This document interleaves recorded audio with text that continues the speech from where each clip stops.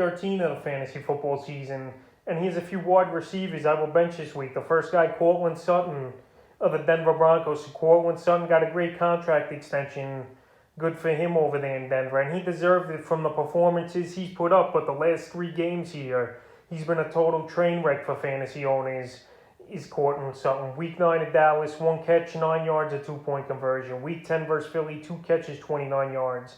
And week 12 versus the Chargers, 2 catches for 17 yards. So this week, another tough matchup on paper at the Kansas City Chiefs that give up the 9th least amount of fantasy points to wide receivers. And after 3 bad games like that, there's no way, especially in 2 receiver leagues, that I'm going to go out there, especially with only 2 weeks left in the regular season before the fantasy playoffs, to trust Sutton. So in my opinion, no matter what the matchup was, he's just a guy I can't trust. He's not producing, and he's a receiver to easily bench this week. The next wide receiver is Darnell Mooney of the Chicago Bears. So Darnell Mooney, he's been good over the last month of the season for this bad team. But this week, a tough matchup versus the Arizona Cardinals that give up the 7th least amount of fantasy points to wide receivers. So the last 3 weeks, Mooney's been very good.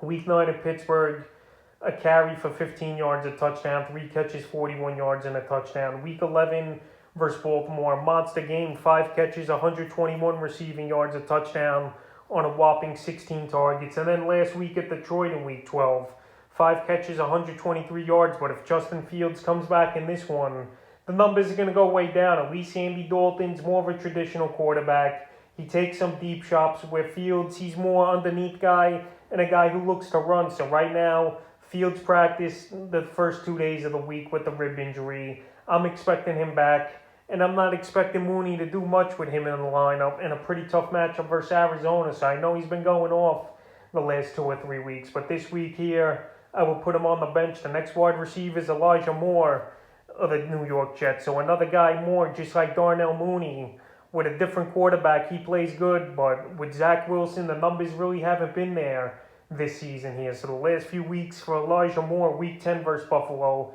3 catches, 44 yards, and a touchdown. Week 11 versus Miami, the best game of his young rookie career, 8 catches, 141 receiving yards, and a touchdown, and 15 rushing yards. And then Week 12 at Houston, not much of anything, 4 catches, 46 yards, and a carry for 7 yards. So this week, a tough matchup versus the Eagles that give up the 3rd least amount of fantasy points to wide receivers. And Zach Wilson, I can't count on him to stretch the field and get it to his receivers. He was better, Elijah Moore, with even Joe Flacco in there over Zach Wilson, and even Johnson and Mike White a few games. So right, Wilson not being able to get Elijah Moore the football in a tough matchup versus Philly.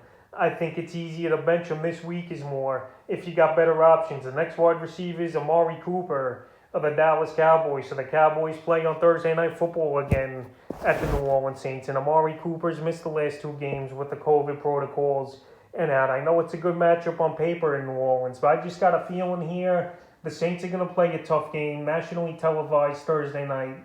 And this Cowboy offense, believe it or not, over the last few weeks have been hit or miss with either a big game or not showing up. So that's been the case for this Cowboy team the last month of the season. Week 9 versus Denver for Cooper, 2 catches, 37 yards. And Week 10 versus Atlanta, in a game they scored 43 points, he only had 4 catches, 51 yards. So this week here at New Orleans, great matchup on paper. But I could see this being a low-scoring ball game for whatever reason. And with Taysom Hill starting for New Orleans, I could see them running the football a lot, obviously, with either Hill and the running backs, and just trying to knock the clock down and keep Dak Prescott and this Cowboy offense off the field. So we don't know if Cooper feels 100%. He's been off the last few weeks. He might be rusty. And right here, I just can't trust him this week. I could see him have a big game, but if I got better options as well, he's a wide receiver, I'm benching him. The 5th and final receiver I will bench this week's Kadarius Toney of the New York Giants. Toney, he's a great talent, no doubt about it. But this week here, with a lot of things against him and this Giant team, it's easy to bench him. Toney, we've seen him miss a few games this season, and we've seen him leave games early with a nagging injury. So Toney, he's questionable going into this week as it is with the quad injury. And this guy, he's a big wide receiver, big lower body, and he relies heavily on his legs, cutting and jumping, especially with some of the juke moves and plays we've seen him make this season. So the last few games here for Tani, week 8 at Kansas City, 4 catches, 26 yards, even at a 19 yards passing.